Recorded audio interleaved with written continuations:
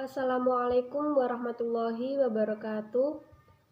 Perkenalkan, nama saya Devi Mar'atus Solehah dengan NIM T20194058. Di sini saya akan menyampaikan materi saya yang berjudul Perkembangan Pemikiran dan Corak Filsafat Era Modern terutama di Inggris, Jerman, dan Prancis.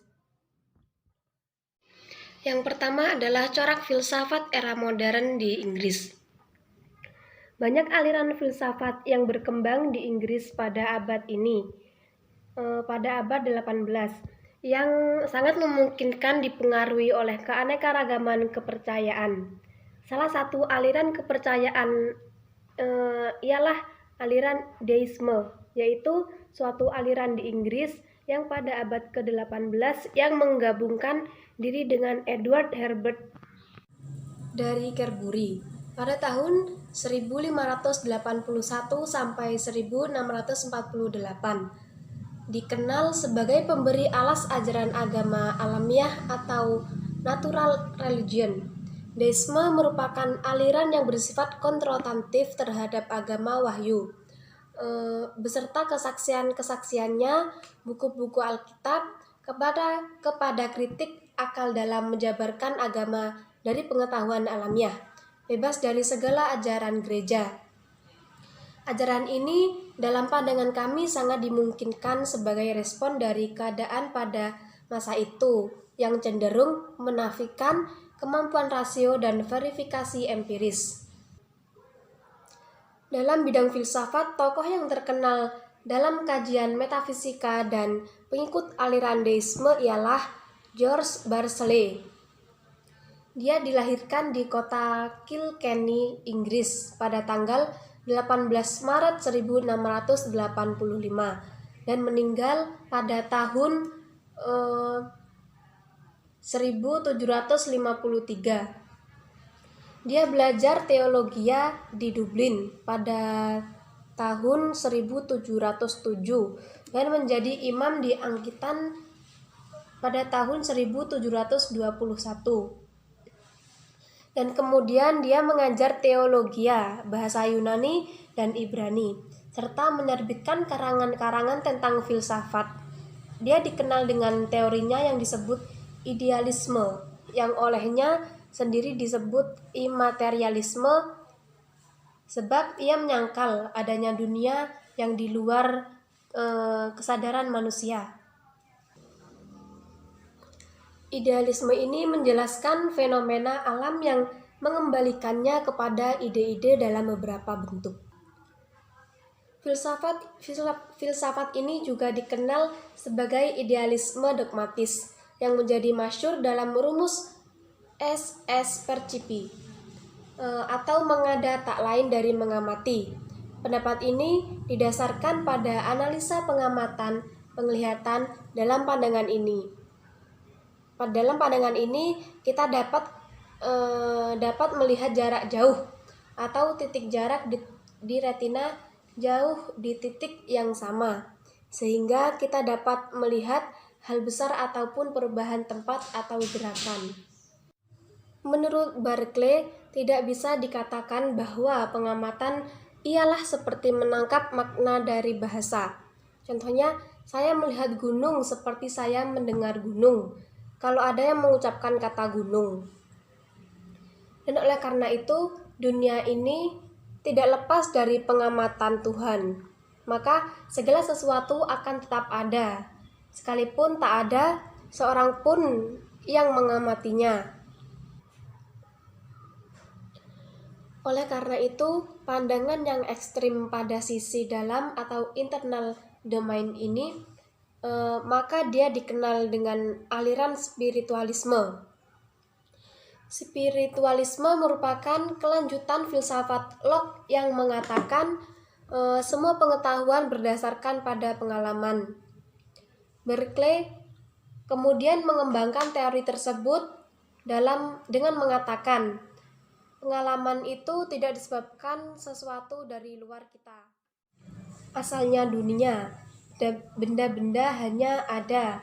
Kalau benda-benda ini diamati, sesuatu yang tidak diamati sama sekali tidak ada. Tidak ada pohon kalau tidak dilihat oleh saya.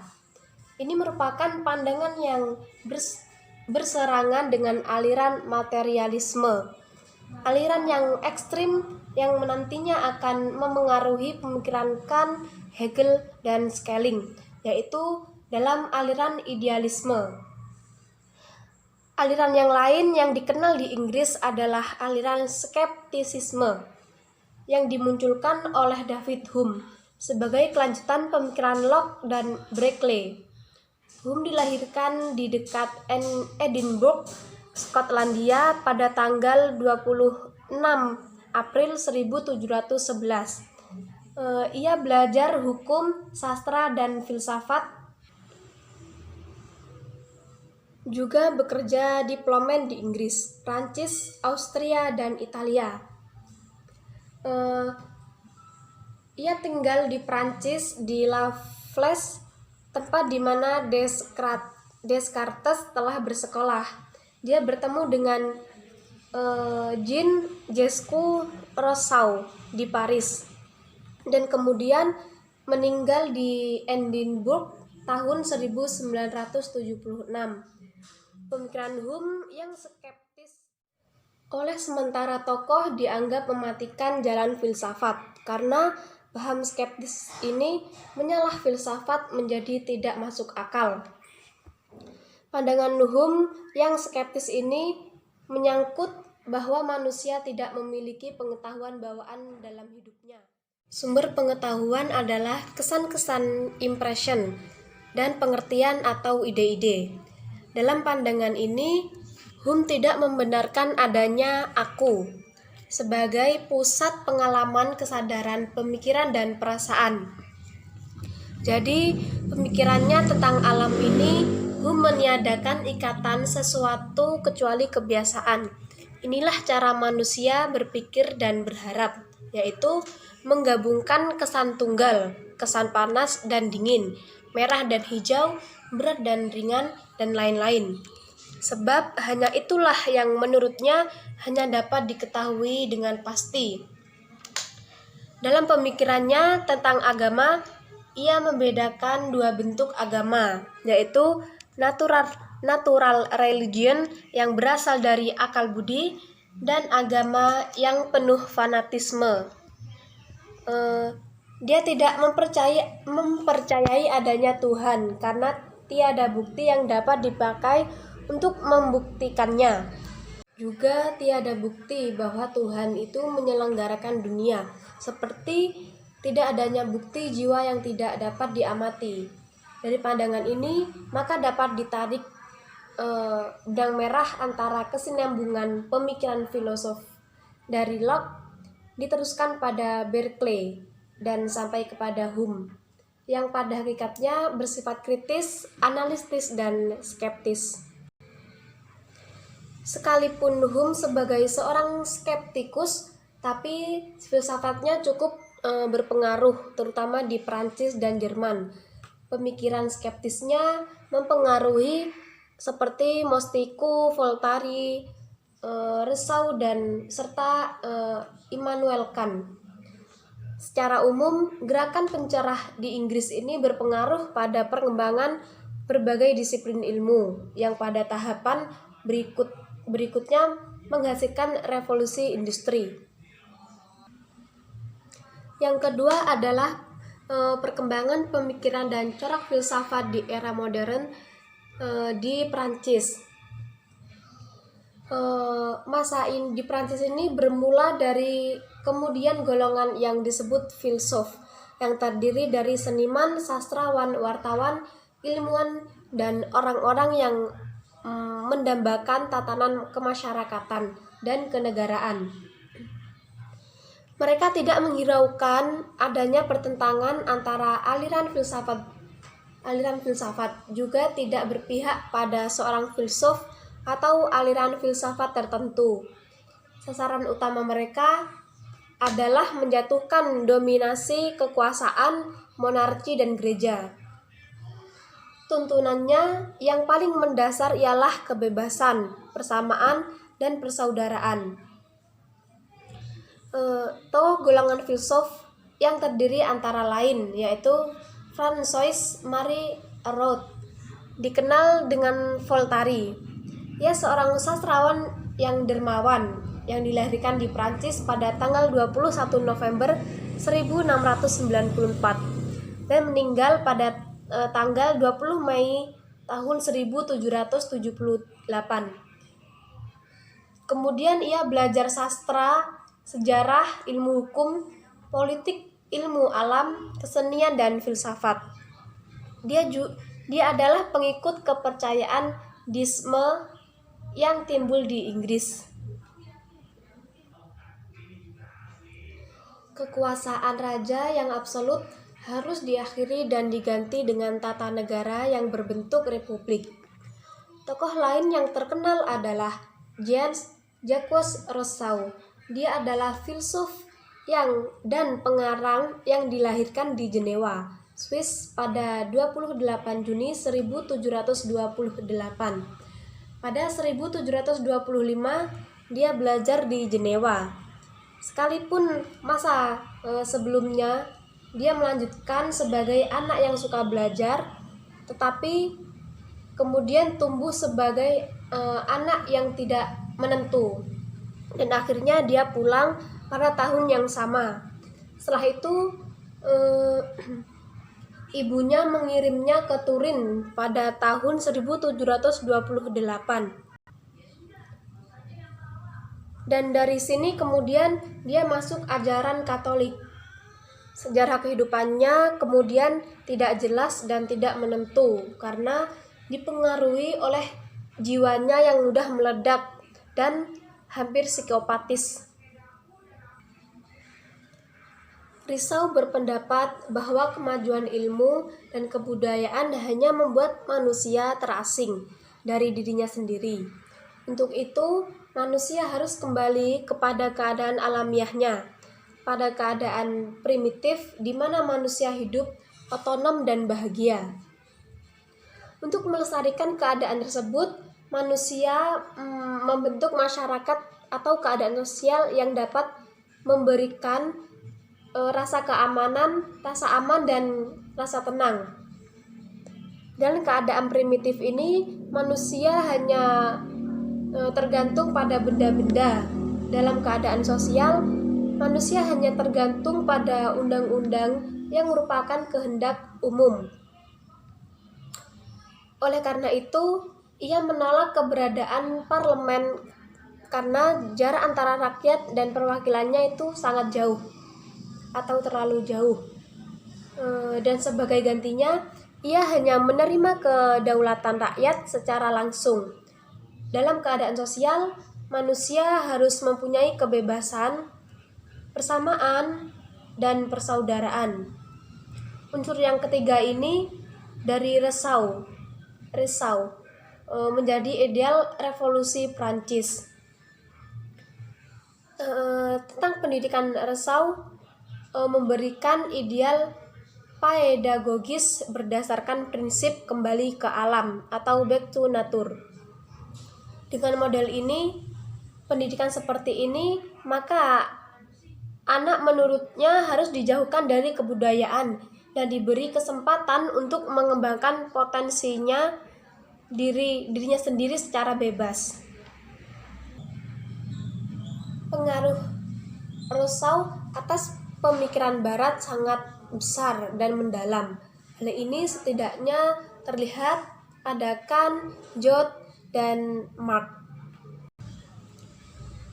Secara umum, gerakan pencerahan di Prancis ini telah menghasilkan perubahan struktur kehidupan sosial yang pada akhirnya menimbulkan revolusi Prancis. Dan yang ketiga adalah perkembangan pemikiran dan corak filsafat pada era modern di Jerman. Berbeda dengan pemikiran-pemikiran para tokoh di Inggris dan juga Prancis, pemikiran di Jerman ini tidaklah begitu menampakkan sifat konfrontatif terhadap agama Kristen.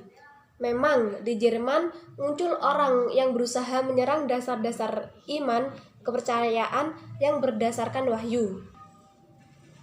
dan menggantinya dengan agama yang berdasarkan perasaan, yang bersifat fantastis, akan tetapi kemudian itu berjalan tanpa perang terbuka.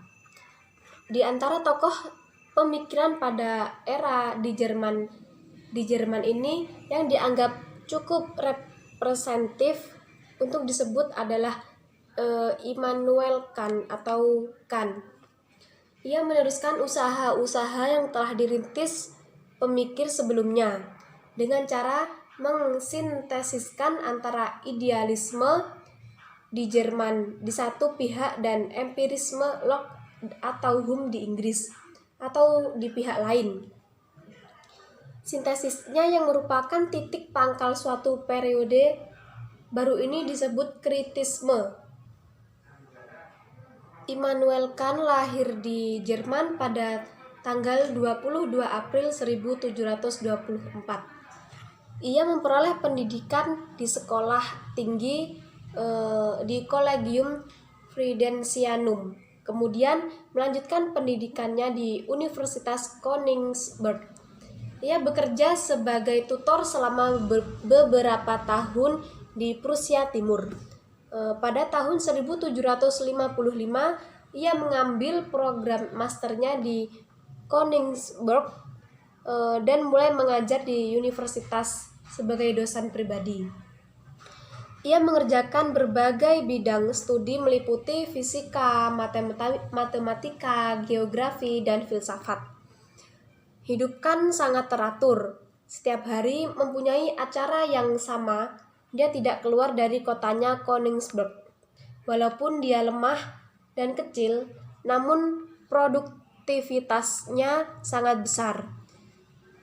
Ia meninggal pada tahun 1804. Di antara karya-karyanya antara lain Kritik dan Reinen Vernunft atau Kritik atas Rasio Murni tahun 1781 dan Kritik der Praktischen Vernunft atau Kritik atas Daya Pertimbangan pada tahun 1790.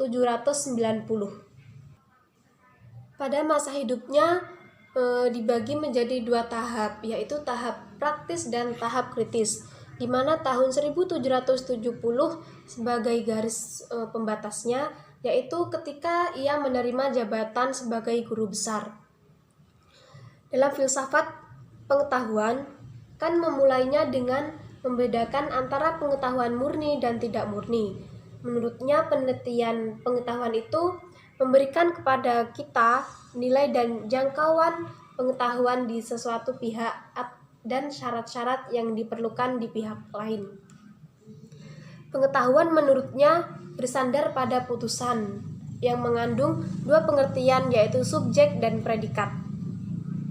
Bila predikat menambahkan sesuatu yang baru pada subjeknya, disebut putusan sintesis dan a posteriori sifatnya. Bila tidak, maka disebut putusan anilistis dan a priori sifatnya. Bila merupakan kompromi dari keduanya, maka keputusan itu disebut a priori dan a posteriori sekaligus. Benda-benda pada dirinya sendiri memang betul-betul ada, tetapi tidak dapat diselidiki adalah gejala-gejalanya saja.